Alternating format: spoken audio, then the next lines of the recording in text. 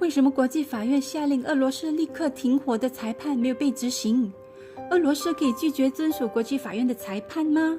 联合国到底可以做什么？罪魁祸首是普丁，为什么国际法院不起诉普丁呢？上次发了针对国际法院下令俄罗斯必须立刻停止在乌克兰的军事行动，导致俄罗斯和中国籍的法官被骂惨的一支影片后，被很多人追问我以上4个问题。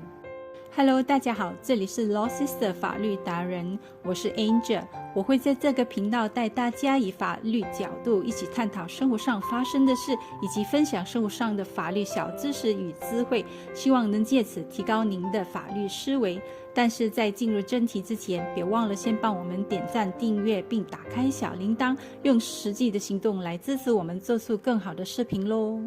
如果有兴趣的朋友可以去点看 Law Sister 上一支影片，里面有分享对这一起案件的想法与为什么中国籍和俄罗斯籍的法官会被骂惨的意见。在这里想补充一下，其实根据国际法院规约第31条1，属于诉讼当事国国籍之法官与法院受理该诉讼案件时保有其参与之权。意思是俄罗斯籍的法官其实是有参与审理这起案件的权利，没有回避的必要，即便是俄罗斯是这起案件的被告国，但是俄罗斯籍的法官在这起案件的参与还是被世界视为对自然正义规则的一个侵犯。以上是违反了基本的正义规则，第一，任何人都不应该成为自己案件的法官，以及第二，正义不仅必须做到，而且必须被视为做到了。显然，世界还是会拿自然正义的规则来要求俄罗斯籍的法官，所以Law Sister觉得这就是俄罗斯籍的法官被骂的理由了。接下来 Law Sister 会针对精彩预告里的4个问题一一给你答案咯。 Are you ready？ 国际法院已经下令俄罗斯必须立刻停止在乌克兰的军事行动，但是大家都知道俄罗斯还没有停火哦，战争还在延续。显然俄罗斯没有把国际法院的裁决放在眼里。那联合国到底可以怎么做呢？在马来西亚，法院的判决结果将依赖国家的公权力来执行。例如犯了刑事罪的人一旦被法院定罪，将被捉去关，欠债就一定要还钱，还可以透过法院强制执行对于欠债人名下财产拿去拍卖。那么当国际法院的裁判出来后，当事国却不履行裁决的时候，有什么对应的方法呢？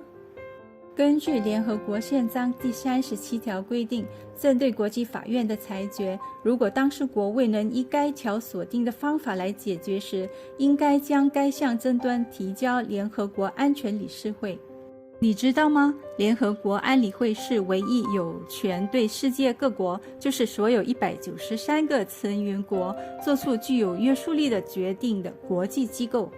这是因为根据联合国宪章，所有会员国都有义务遵守安理会的决定，因此联合国安理会的决定是具有法律约束力的。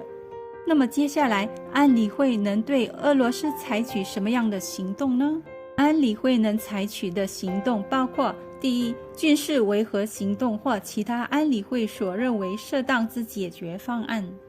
根据联合国宪章第43条规定，安理会还可以要求联合国所有会员国向安理会提供武装部队、援助和设施，包括为维护国际和平与安全所必须的通行权。联合国安理会是由15个成员国组成的，有5个常任理事国，就是英国、中国、法国、俄罗斯和美国，以及10个由联合国大会选出任期2年的非常任理事国。这10个非常任理事国是阿尔巴尼亚、巴西、加奉、加纳、印度、爱尔兰、肯尼亚、墨西哥、挪威以及阿拉伯联合酋长国。每个成员国都持有1票，而这5个常任理事国对所有理事会事务是拥有否决权的。要通过具有法律约束力的决议案，必须全部常任理事国都同意，和大部分非常任理事国的同意。所以对于这个问题，为什么俄罗斯是可以不遵循国际法院的裁决的简短答案是：第一，执法问题；第二，联合国安理会的5个常任理事国都拥有否决权。接下来我们探讨为什么不能在国际法院起诉普丁这个罪魁祸首呢？这个问题，因为国际法院只能针对国与国之间的纷争来进行审判，而普丁是个个人，所以国际法院对于普丁是否有犯战争罪是没有管辖权的。那应该如何追究普丁呢？他可以在哪里被起诉呢？答案是可以追究普丁的，他可以在国际刑事法院以战争罪被起诉的。我们先来看看什么是国际刑事法院，以及它的管辖范围是什么。国际刑事法院是一个独立的司法机构，成立于2002年。它有权调查和起诉战争罪、危害人类罪、种族灭绝罪和侵略罪。那什么是战争罪呢？在罗马规约第8条约列下数十种违反人道及侵害在战争中受保护客体的行为都会构成战争罪，其中包括使用任何手段攻击或轰击非军事目标、不设防的城市、村庄、住所或建筑物等。我们看到的俄乌战争几乎是网上现场直播的，而且大家都看到了俄军攻击平民住宅区、医院、幼儿园等设施，大约有300万难民已经逃离家园，流离失所。所以大部分的国家都谴责俄罗斯，并且认为应该追究普丁。拜登总统更指责普丁是战争犯。但是也有人说，国际刑事法院对身为俄罗斯人的普丁是没有管辖权的。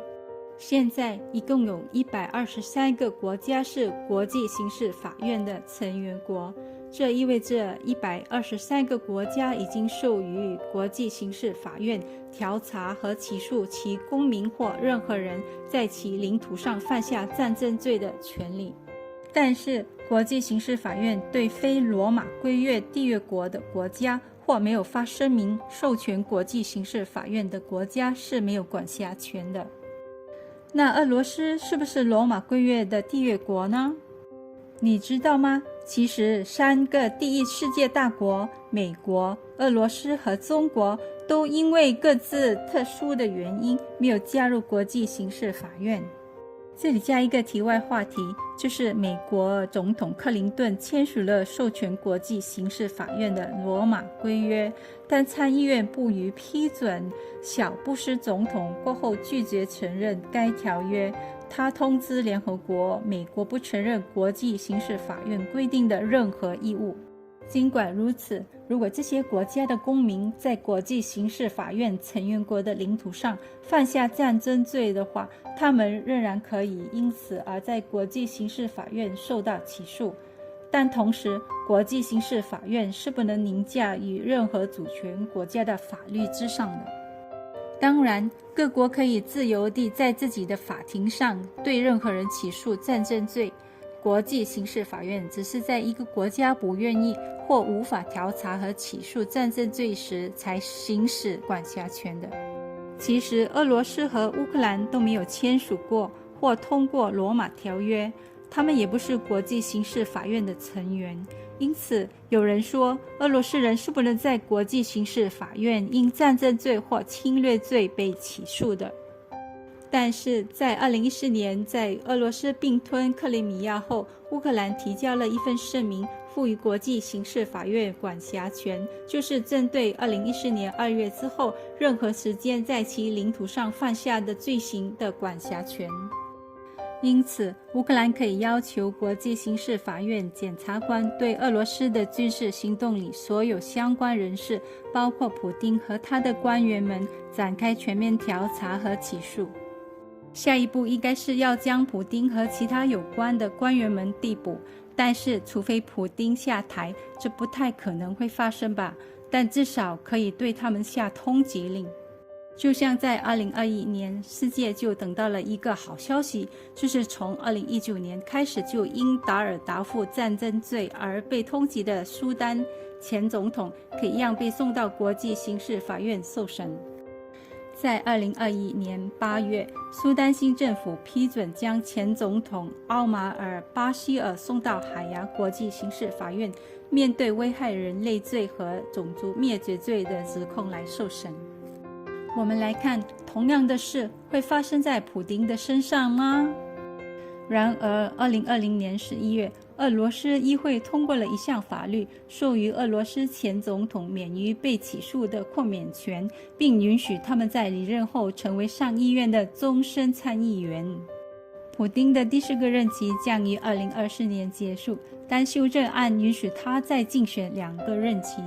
普丁今年69岁，没有明显的继任者。世界真的能够等到这样的一天吗？Lossis 觉得，虽然联合国可以做出影响世界和有约束力的决定，但是真正的决定权在安理会的15个成员国的手里，尤其是5个常任理事国——英国、中国、法国、俄罗斯和美国，他们才是世界的决定者。您怎么看呢？这里是 Lossis 的法律达人。如果您想让我们探讨什么话题的话，记得留言让我知道。别忘了订阅 Lossis 的法律达人的 YouTube 频道。谢谢，我是 Angel， 我们就在下一集见啦，拜拜。